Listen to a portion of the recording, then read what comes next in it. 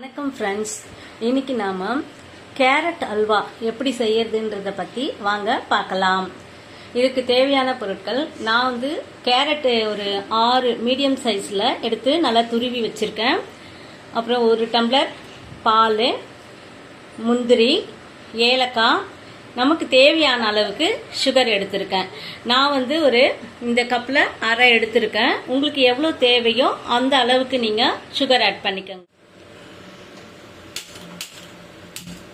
இது stove on பண்ணிட்டேன். இதில் 2 ஸ்பூன் நெய் போட்டிருக்கேன். இப்போ இந்த முந்திரியெல்லாம் நாம் கொஞ்சம் வறுத்து எடுத்துக்கலாம்.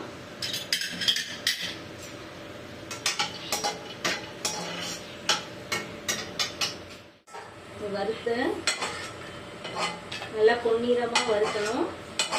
இந்த வறுத்து எடுத்து இப்படி வச்சுக்கோங்க. அதுக்கப்புறம்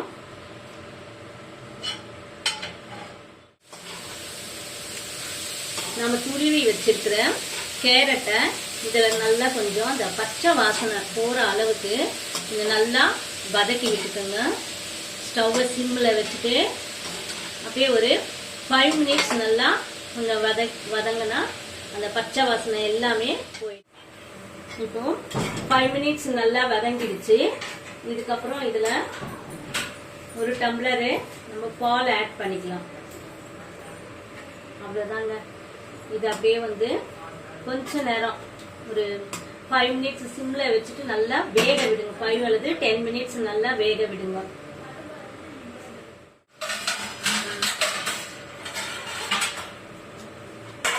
போட்டு நல்லா வேக விடுங்க. இப்போ நம்ம இந்த ஸ்டேஜுக்கு வந்துடுச்சு பாருங்க. உங்களுக்கு வேகலன்னு சொன்னா குக்கர்ல கூட நீங்க ஒரு விசில் விட்டு எடுத்துக்கலாம். எனக்கு இதுலயே பாருங்க நல்லா சிம்ல வச்சதும் நல்லா வெந்துடுச்சு.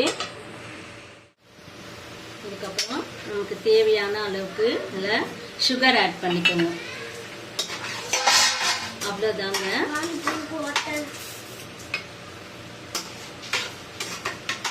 இதை நல்லா இப்படி கலந்து விட்டுக்கோங்க.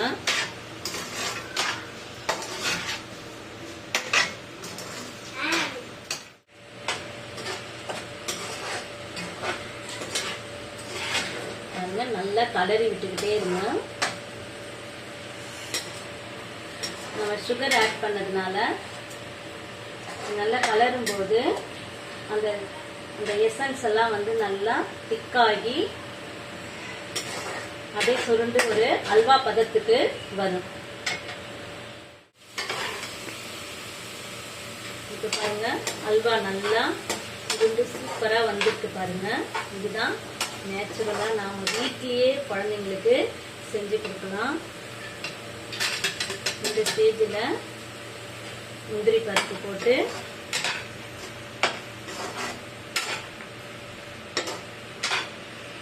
ஸ்டவ் ஆஃப் பண்ணிடுங்க. அவ்வளோதாங்க. ஒரு பவுலில் இதை ட்ரான்ஸ்ஃபர் பண்ணிக்கலாம். அவ்வளோதாங்க. சூப்பரான நாம கேரட் அல்வா வீட்லேயே செய்தாச்சு. இதை நீங்கள் செய்து பார்த்து குழந்தைங்களுக்கு கொடுங்க.